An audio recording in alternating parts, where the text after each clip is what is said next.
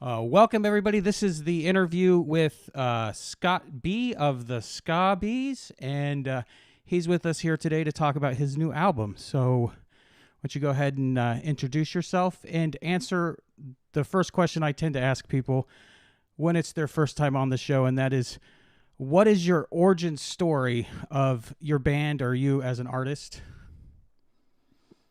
Yeah, so I'm Scott B, of Ska Bees, and the we were talking beforehand. The name is a little bit of it's supposed to be a little bit confusing and goofy. So Scott B, Ska Bees, it's a pun. I've gotten some people asking me if it's scabies, and it definitely isn't. And I don't know how you could get that, but multiple people have asked me. So Ska Bees. So the origin story question is great, and I'll try not to give you, a 3-year answer. Uh, but I've been thinking about this lately, and I've been had a bit of a punk rock Forrest Gump life. Um, so I'll try to keep it short, but you know, got into punk with Green Day in the '90s, and then was all in on ska in the '90s. My first band, ska band, and as I evolved, as what was popular and cool evolved, I did all kinds of different things. I uh, I played in a band that was on Equal Vision Records called Prevent Falls. Did some touring with them. I moved to Boston. I went to Berklee College of Music, did a music business program, and I actually focused on trumpet there. While I was there, I interned at Death Wish, the label owned by Converge, Mm-hmm. and was pretty involved in the hardcore scene there for a while. And I also played in the pre-Defeater band that had a terrible name. I'll leave it out, but did some touring with them, and then moved back to Ohio, where I'm from. Played in a bunch of hardcore bands. Had a punk band for a while called Other People. But the last a few years ago, there were a bunch of things that happened. I always liked ska. I never was one of those like ska sucks. I just wasn't really doing it. But a bunch of small things happened that kind of just pushed me back into playing it. Obviously, it's a solo project. I play all the instruments except for drums. So I've always been doing home recordings, writing stuff. I always played horns, and I would always do this stuff, but never, kind of stayed away from the upstrokes. Just I don't know why, because I regret it now. But the few things like there was just all these little things like the universe was just kind of surrounding me with ska centric things for a while. I actually got the Fishbone documentary at the library randomly, and I watched it, and I had known Fishbone a little bit, but it like blew me away, and I went through this huge Fishbone phase when like people weren't listening to Fishbone. I feel like it's coming back. Started rediscovering some other ska stuff I liked. And then I feel like it's been in the air, and I feel like you can tell with like the current scene, Mm-hmm. it's in the air. There's a lot more people interested in it. It's losing that stigma. I think In Defense of Ska has helped a lot with Yep. that. But the pandemic was like such a reset for me and a lot of people, and I just like there wasn't as much of like a culture of music going on, like what's cool and new. Like people kind of weren't putting out music, and it was like even though everyone was at home. So I just got really back into it. And then I remember in the Ska Against Racism comp came out on Bad Time Records. I bought it, not knowing any bands, and I don't even know if I listened to it for a while. I just was like, oh, I want to support this. This is cool. Yeah. This is going on. I want to support this. And then slowly, just I wrote a song. I had a punk band called Other People that was pretty active for a while. We put out an album. You're in Cincinnati, right? Yes. We played in Cincinnati a few times. We had some few Cincinnati bands we would play with, and when that ended, I started making really weird music, like throwing guitar pedals on and like I just trying to get creative and figure out just being weird. And I wrote this song, and it was like deep down, I was working on it, and I realized it was a reggae song. Mm-hmm. And I like was like, all right, screw it, I'm just gonna do a reggae song. And I did that, and then I was like, started writing some other stuff. I was like, you know what? I'm just gonna do ska. That's like what I want to be doing. I don't know why I haven't been doing it. So just totally embraced it, and pretty excited about what I've been doing. And I feel like it's the most like me thing I've done, because I've done so many random bands and other people's music, my music, and this one just it just really feels like very comfortable. Awesome. Awesome. So you mentioned that this is the quintessential like DIY album. You did all the horns and the recording yourself. Yep. It sounds really good. So, did you record it like at your house or did you get studio time or how this? Yeah. So I had a drummer play. I don't play drums, which is funny. My dad's a drummer, and he always kind of like, I remember like he was teaching me when I was young, and he was kind of like, "You're not a drummer," and I never really learned how to play drum set. But so I recorded all of it at my house. I would, making demos. I've got a Mac and interface, and that's kind of the other thing of being a musician for a long time. You start to develop those recording skills, Yeah. and so I was doing the demo. I had a drummer out of LA play on it, and he recorded his stuff and Mm-hmm. sent it to me. And then I record stuff at home. I just getting better all the time. And once I decided it was something I wanted to put on, it was put the effort in to make it sound really good. And Mm-hmm. I did have help. I had somebody else mix it for me, Nice. and yeah, Yeah, it sounds really amazing actually. And then let's move on to talk about your first single. Came out on the 14th of July. Bernie's is a target now. This is such like a nostalgia hit for me. yeah, It sounds like pure late 90s, early 2000s like ska, like of the Asian man variety, and the video itself is just amazing. I don't know if you remember, but Timmy's the Akakubo Station was a video sample that Asian Man put out hmm around that time. You could put that video in that sampler and it would just sit there and you wouldn't know the difference, in my opinion. It's just pure nostalgia and I love it. So, would you like to talk about yeah. that song and the inspiration behind that?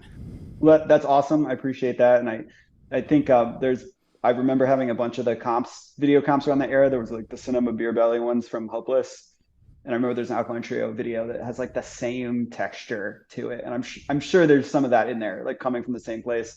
Um, so yeah, Bernie's was this divey uh, bar venue on the High State campus that was.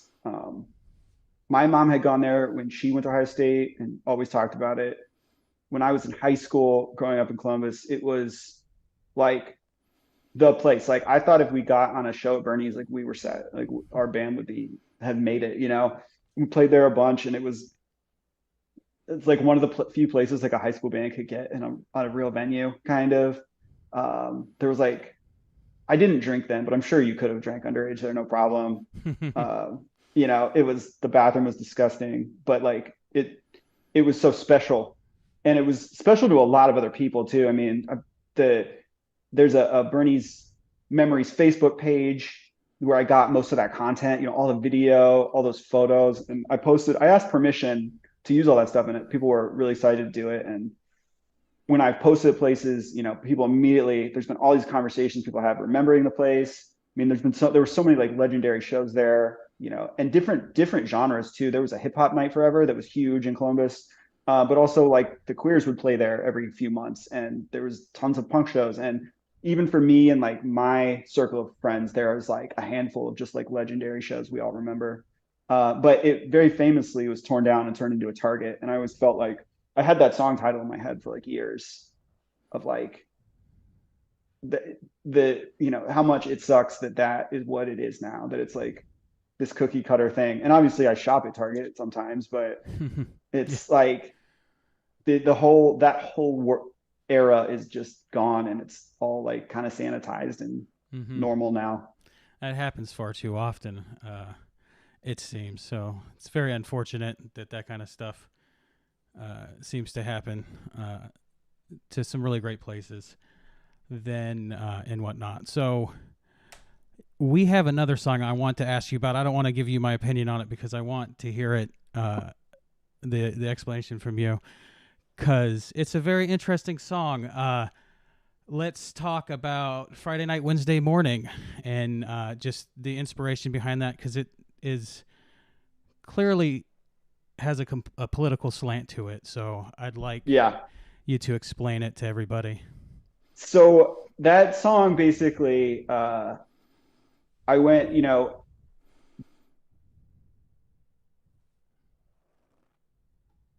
there was really wild ones in Columbus.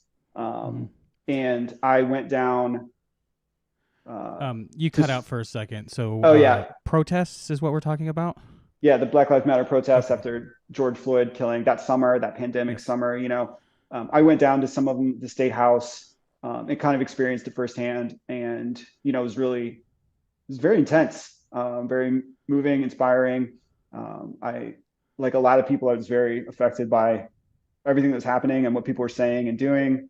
And I just felt compelled to write something about it. And it's writing political music is something that's I've tried many times. I think it's very hard.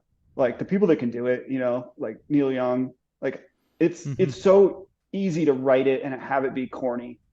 And Yeah. also like my perspective is like, you know, who I am, who's and who I might be talking to about it, Hmm. which would be, people of my demographic. That's probably who my perspective matters to, right? Hmm. So the song is very much, and it's kind of tongue in cheek, it's kind of jokey, but Hmm. obviously, if you so you people watching this may not have heard the song. So the first verse, there's two verses. The first verse is my take on the Black Lives Matter movement and protest, which is I was very much for it and a part of it, and it's a bit. I had a little bit of fun with it. There's some kind of over the top imagery, Hmm. and it's a very upbeat song. Hmm. So it's not jokey, but it's a little. I had fun with it. But then the second verse, I contrasted it with the January 6th insurrection, which I obviously thought was horrendous. Hmm. And so I just use that to really talk some shit about those kind of people. Hmm. Just contrasting, it's a challenging thing. I've been nervous that people would misunderstand Hmm. it at times, but the first one, a necessary, important movement in the United States, and the second one, a total joke. Yeah, I that came across to me. So Good, I good, was like, yeah, clearly the first half is the protests that matter, and then you have like a POV shift to January 6th, and so that's why I wanted you to explain it first because I didn't want to be wrong, and yeah, and yeah. talk And I about was, that. But I was nervous about how to do that, and you know, neither story is my story really, but mm-hmm, I just wanted to express myself on it. mm-hmm. And I actually I asked some people's advice on it, and before I was a little nervous about Yeah, doing that, and I wanted to make sure I did it right. So yeah, I'm it's glad that you feel like you got it. So yeah, it's I feel like it's very important when you're dealing with those kind of topics, especially January 6th, that you take extra care to not be misunderstood. And I think it came across the way you wanted to because your explanation was what I was getting from it. So, good job on that one. I like the song. So, yeah, thanks. okay. So we have. I want to know, other than the two songs we've talked about so far, is there any other songs on this EP? There's five total, if I'm not Yeah, mistaken. That you are particularly proud of or that you want to talk about. yeah. So my favorite definitely is the second track, Bullshit Detector.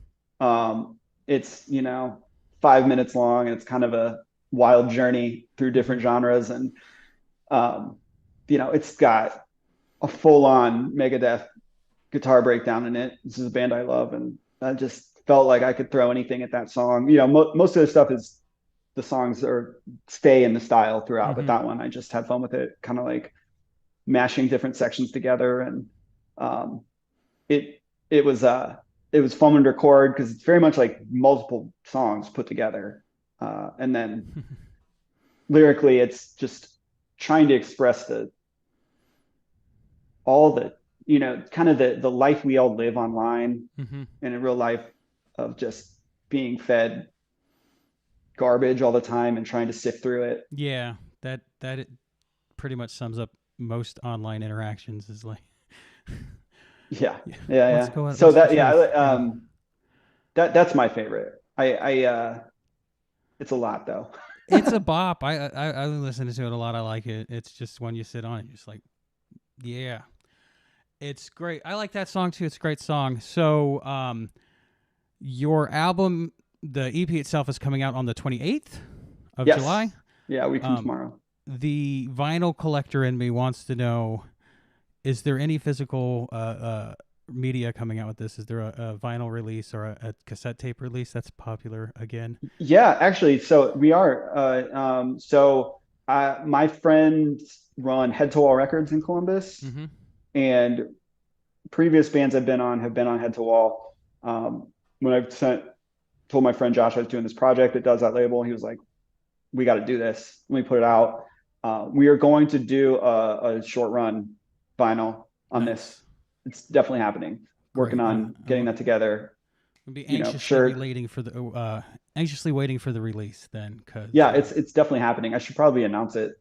that's awesome. You should This is when it. This is the this official the announcement. official announcement. You heard it here first, folks, on Live Free DIY Hard official vinyl release for Scott Bees solo project. So great job. Okay, Nice. we're gonna wrap this up. We do relatively short interviews on the show, but That's great.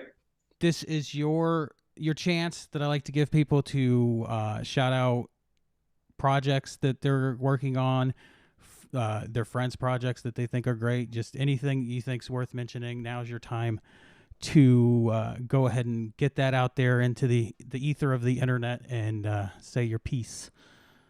Yeah. So I guess it kind of two things, both kind of center around ska world, but this is a solo thing, but there are going to be shows, putting this out there. A bunch of people have reached out. I always thought this might be kind of too hard to put together because I would need a Mm-hmm. bunch of people, but a lot of people I know from playing in many bands have reached out to me and like, are you going to play live? Like, and have offered to play. Like, it's definitely going to happen. I Awesome. reconnected with an old friend. Hadn't seen him in 20 years. He's a bass player we had played in ska bands for. He's like, we've been hanging out. We're going to be doing stuff. So I think this project may actually evolve into an actual group. Awesome. So I want to do a couple shows of this and then like let it evolve. And then as far as just shouting it out, I would say, I'm sure a lot of the people watching this know about what's going on in the modern ska scene. But I think it's pretty incredible. I'm kind of blown away by it, especially what all the younger people are doing with it. The labels that are out there, the scene is very forward thinking, engaged. It's a pretty impressive thing. So if you're, an older person that's just kind of doing a nostalgia thing with ska, definitely check out the current scene and all the bands and the labels because it's really cool and really inspiring.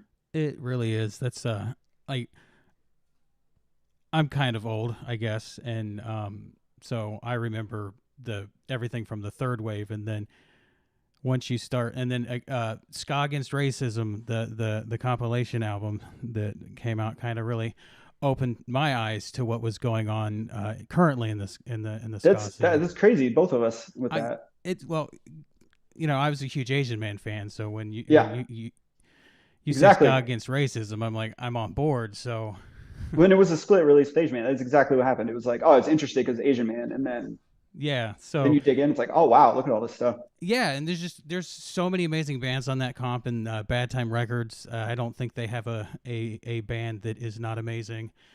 So definitely check out the new stuff. So Yeah. great. Okay, last question before we leave. We like to play the show out with a song that you've picked from your discography. So being that this is your new project, I guess you have 5 songs to pick from. So Yeah. which one would you like to play the show out to? I don't know, David. What do you think? Uh, I don't know. Bernie's is a great one. But that's the That's glory the about first single. being That seems like the obvious thing, but it'd also yeah. be fun to do something else too. Yes. That's the glorious thing about this being my show. I don't have to pick. So Well, I would say let's go with bullshit detector because yeah. it's I think it's fun and gives a Bernie's is a pretty straightforward song. I think that bullshit detector is the one that really shows you the whole thing. Yeah, I agree with that. That's an amazing thing. We'll play that out on the show. Thank you very much for being here. As always, you're more than welcome to come back whenever you want to have a chat. But thank you very much. Yeah, thank you. It's amazing. Appreciate it.